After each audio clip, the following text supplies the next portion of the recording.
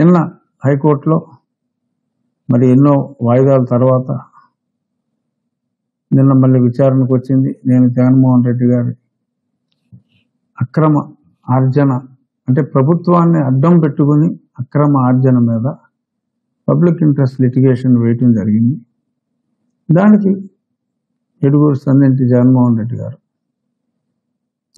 ఇదంతా personal interest litigation, అసలు వీడికి వేసి అర్హత లేదు, అసలు వాడి మీద ఎన్ని కేసులు ఉన్నాయో తెలుసా సార్, ఆ కేసుల గురించి చెప్పలేదు సార్ అని చెప్పి అతను చెప్పడం జరిగింది. మేము కౌంటర్ ఇచ్చాం.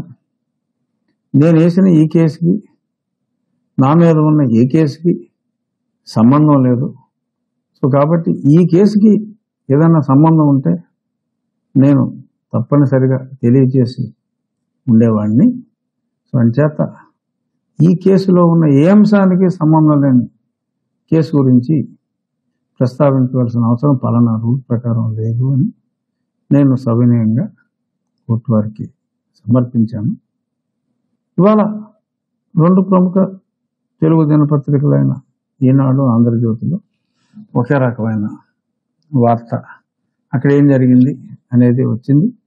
వాళ్ళు ఏం రాశారు, నా కౌంటర్లో ఏం రాశాను అనేది చెప్పడం జరిగింది. కానీ ఈ సాక్షుడు జగన్మోహన్ రెడ్డి ప్రధాన వాటాదారుడైన ఈ సాక్షి ఆడేం రాస్తా అంటే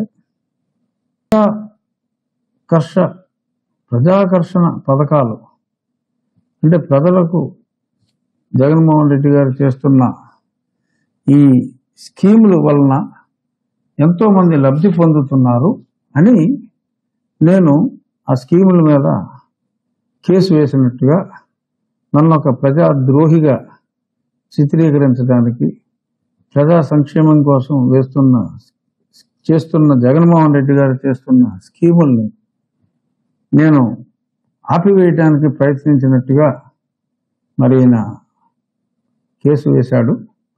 ఆ కేసు విచారణ 15వ తారీఖుకి